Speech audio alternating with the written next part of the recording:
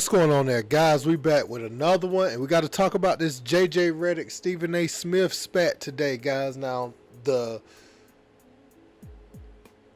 J.J. Redick on his show, he gave some of the worst sports takes of the NBA season, and there were several of them, and it was Mad Dog, Stephen A. Smith, shoot.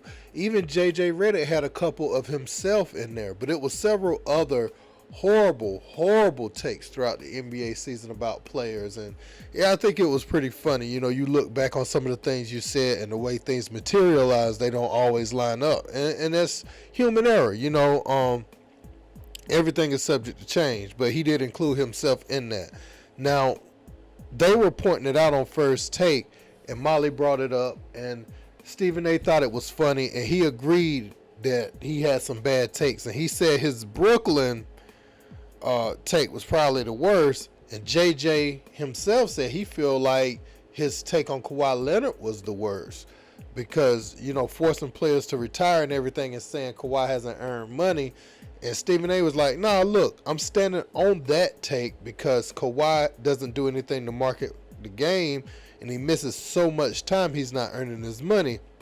And JJ is talking about the process of a professional athlete picking up the pieces. You know, when you hit a low, you're depressed about not being able to get out there on the floor as much as you would like. And that whole process of climbing that mountain to get yourself back ready to go out there and compete at the highest level, it shouldn't be sneezed at. JJ's looking at the process, Stephen A. is looking at the overall result, and I think that's where they clash with this point. But we're going to check out some key points to their argument, and I'm going to be back. I stand by what I said about Kawhi Leonard. I'm not budging from that one bit because it was never about his game. I know how great he is. He is the worst superstar you could possibly have in sports. He does nothing to market your franchise, and he misses half his games. The combination of the two, you just don't get your money's worth. You just don't get your money's worth. You're going to stand by that one. I'm going to stand by, but I will never budge from that. He is the worst superstar you could possibly have because I'm not talking about his game. It would be blasphemous if I was talking about his game. I'm talking about his availability, and I'm talking about the fact that he does nothing to market your product. There were some bad takes in there. Mm-hmm. The Spoelstra take from Mad Dog was particularly egregious. Yes. No offense, your take on Jokic as a post player, particularly egregious. But I actually think your Kawhi Leonard take was the worst take of the NBA season. No. And I want to say this on air. We would talk about maybe doing this on your podcast. There have been two times on this show where I have referenced the fact that you did not play high-level basketball. Sure. In both cases, it was when you talked about retirement for an athlete. Every athlete, every professional athlete dies two deaths. They die a death when they have to retire. And thank God I got to grieve alone and my family didn't get to see that. And that's why I brought that up that day. That's why I brought that up. Because we don't get to be the gatekeepers for when athletes get to choose or not choose to retire.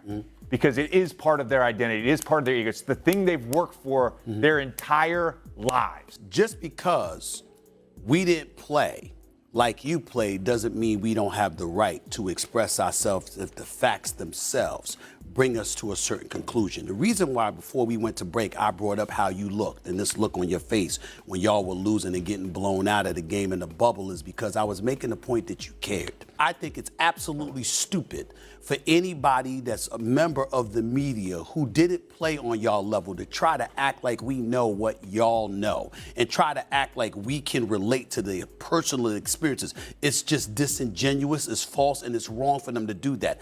If I walked into a locker room and I said Kawhi Leonard should retire, that's entirely different, and you have every right to be upset about that. But if I've spoken to players who feel that way, and they were the ones who said that to me, or coaches who've coached and who feel that way, or executives who were in a team and they feel that way, and I bring something like that up, then I'm not false there because I'm not standing alone. Now, I might share their sentiments and I might share their feelings, and as a commentator and a pundit, I have a license to sit up there and disseminate the kind of message that I want to disseminate if it comes from a place of substance. And to me, if I'm covering the league and you've had people who've said these kind of things, that plays a role. Let me get to Kawhi Leonard specifically. What did I say? He's a two-time champion. He's a two-time NBA Finals MVP. He's an absolutely phenomenal player. We get all of that. But he misses his share of games, okay? And in the same breath, I think he does very little, close to nothing, to market the sport. But that is genuinely how I feel when it comes to Kawhi Leonard. Lastly, the worst superstar you could possibly have. Have you ever had a quad tendon tear? No, I haven't. Have you ever had an ACL tear? No. Have you ever had a meniscus tear in the middle of the playoffs? Okay, so you know. So you've rehabbed from a meniscus tear. ACL, obviously, more serious. Yes. And quad tendon, more serious. Yes. The Clippers knew the risk when they signed him. Mm-hmm. But when they signed him, he was coming off the rehab from the quad tendon tear, a year in Toronto, when he was the best player and won the finals MVP and led Toronto to their first championship. Yes. So when you talk about retirement, you're talking about money. Kawhi Leonard, whether he's available all the time or not for the Clippers, has earned every dollar he's made in his career. And he has a right to collect that money. That's a fact, Stephen A. That's a fact. You aren't to paid. talk about that. I'm talking about the Clippers. I'm talking about the Clippers. Nothing else. Professional Nowhere else. contracts No, work. not in San Antonio, in Toronto. No question about that. With the Clippers, I don't know about that, JJ. I don't know about that. He signed in 19. He tore his ACL in the playoffs in 21. I'm just dude. talking about the last couple of years. I'm not talking about the whole time, but I'm just saying, when you say he's earned every penny with the Clippers, I don't know about that, JJ. I think that's pushing it, JJ. I really do. But again, he's injured, and the money's guaranteed. He should get his money. I'm not saying he should get his money. Don't pay him. I'm not saying that. When you're a free agent, you're paid on what you've done and what you're projected to do. Yes.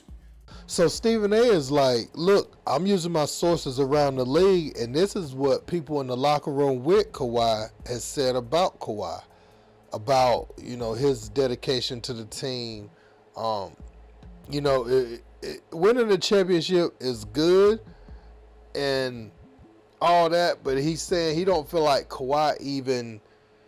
I guess what Stephen A is saying is he don't put on a show to market the game, but that's never been Kawhi's personality. Actually, his marketability lies in his silence, in him not speaking. That's become his marketing tool, but his lack of output on the court does take a hit, allows them to take a hit. I do feel like the Clippers would like for him to do more to help market the team, but as far as what JJ Redick is saying, it's like, man, it's a whole process that goes into what you see on the floor that you could never understand because you didn't play at the level we played at. You hadn't been in those locker rooms. And Stephen A is admitting, but at the same time, Stephen A is like, everybody don't think like y'all. We have it from this lens for a reason. It drives interest, it creates conversation, and this is our job, and respectfully, that's your job. And it looks like the point that they couldn't agree about is, did Kawhi earn his money at the end of this contract, like this last contract he got with the Clippers? And I feel like that's on the Clippers, because after they blew that lead to Denver, I feel like they saw enough of Kawhi being injured and load managing to not continue to go in that direction. But they had also invested so much in that it was hard to pull out. They've given up Shai Gilgeous-Alexander, all these pieces to surround Kawhi with Paul George and build around that they can't just easily back out because they've poured so many assets into building this team. So I want to know what you guys think about it in the comments. Don't forget to like, share, subscribe. Until next time, peace.